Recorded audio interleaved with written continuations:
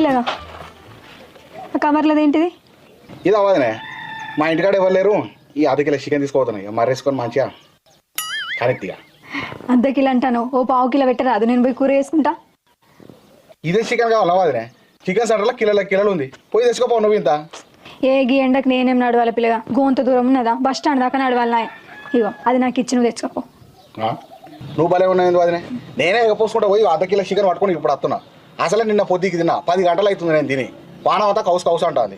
ఇంట్లోది కావన్నట్టు ఇంట్లోది పోయి తెచ్చుకో కదా. అన్నలేడా? అన్నం తీసుకురామనిపోయాను.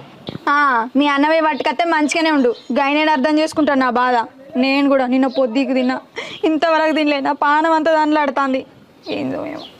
ఇక వదినే నీకెంత కొట్టుకుంటావు, నాకు అంతకంటే ఎక్కువ కొట్టుకుంటుంది. నా వల్ల కాదు ఇచ్చాడు, నాకు అసలే పానం అంతా కింది మీద అవుతుంది. ఇగో మీ అన్నని అడిగి పైసలు మా ఇస్తా, పుణ్యం ఉంటుంది ఇచ్చిపోరాదు. ఇవన్నీ నడువే. నువ్వు ఎంత కమ్మినా నేను ఇయ్య కానీ నాకు అసలే లోపల ఎలుకలు పరిగెడుతున్నాను. నేను పోతాను.